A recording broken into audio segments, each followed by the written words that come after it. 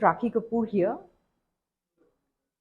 For those of you who are watching this video, this is something about myself. I'll keep it very short and brief. I'm Rakhi Kapoor. I'm a physical therapist and author. I specialize with antenatal counseling. I have been doing this for 20 years in my studio called dwimaternitystudio. That's the name of my center. One of the very first few to start this concept in India, and the first of its kind in the southern part of India. And I opened up my center in Chennai. What exactly got me to doing this was, in spite of being qualified to handle a pregnancy by the book, I didn't do a great job. I think we all need to forgive ourselves for not having done the best that we could have been doing, in spite of the fact that we are the experts in the field. So I had backaches. I found that my family and people around me could help me a little bit more.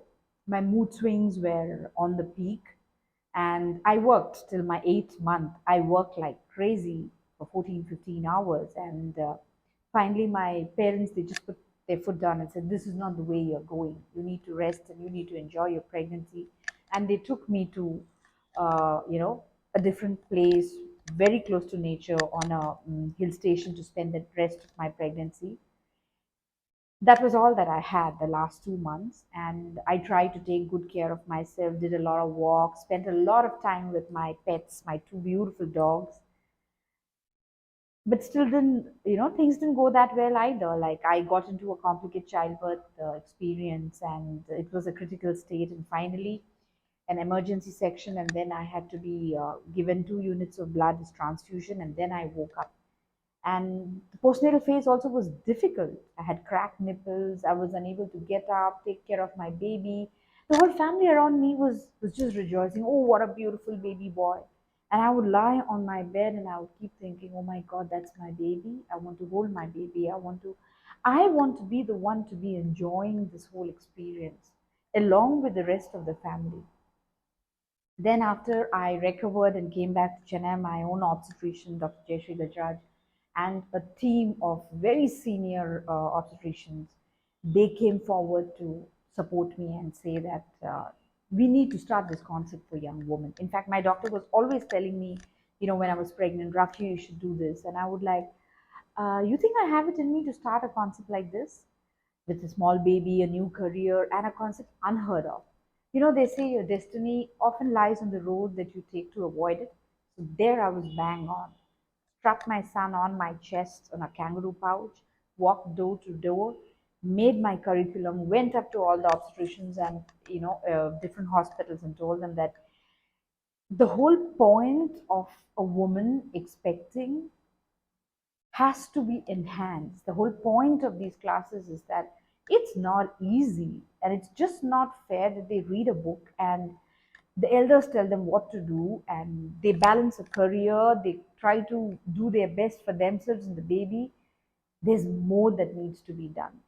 And that's when I started the sessions. When I started my sessions, sometimes I would have 15 people, 7 from the mother's side, 8 from the father's side, wondering, we never had these classes. We delivered a dozen, a cricket team, a football team. Nobody told us how to have babies. And I would just smile at them, and they would just attend the session. And then at the end of the course, on the labor table, when a mother would just breathe through her labor instead of making a small noise, moms who would have an assisted delivery, like an emergency section, would wake up in 48 hours and walk around, and no one would believe, "Oh, you've had a cesarean section."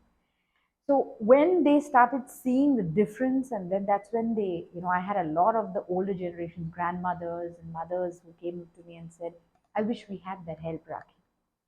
So in that purpose of making a difference and trying to break a lot of myths, just guide a little bit, beyond the book, to get a little bit more personal. I started my program, and 20 years, it's been a very beautiful stint. 4 books on pregnancy, which have been taken very well.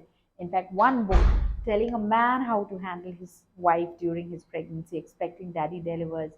A book on mental health of women. We are always looking at what to feed her, what to what she needs to exercise and what she should do and what she should not. But nobody cares how the mother feels, how she's dealing with her mood swings. At the end of the day, is she happy? Is she happy for herself?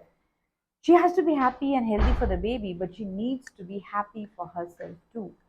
And then this whole concept of, her, a pregnant woman handling her labor, her childbirth experience, and how she's able to take care of herself during these stages. So, this is what my channel is all about. And this is what I'll be coming up with short videos telling the couples simple things. And you could always write to me. You could always, do my online sessions. I'm available online, or just pick up my books. You could look for my books on Amazon. But beyond that, whichever way you choose to connect to me, this videos is something through which I would like to reach out to a lot of people, a lot of expecting couples out there. And I want to promise each and every mother who watches the videos, or each and every couple, that we are going to make this whole journey and process absolutely beautiful, absolutely memorable, because this is the pregnancy with this baby.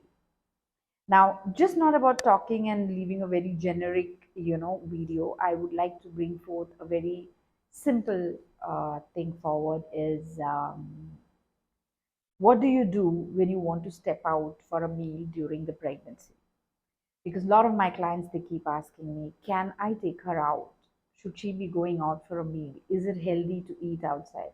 Well, I'm sure you read enough literature which says that, uh, eat as much as home food possible. And I do say that to my clients, that eat as much as you can at home, because you need to see what's going into the food and if the food is fresh. Now, going out and eating out in the pregnancy need not be always about food. Lady, get dressed, look pretty, look for that exclusive time with your husband, set aside your phone.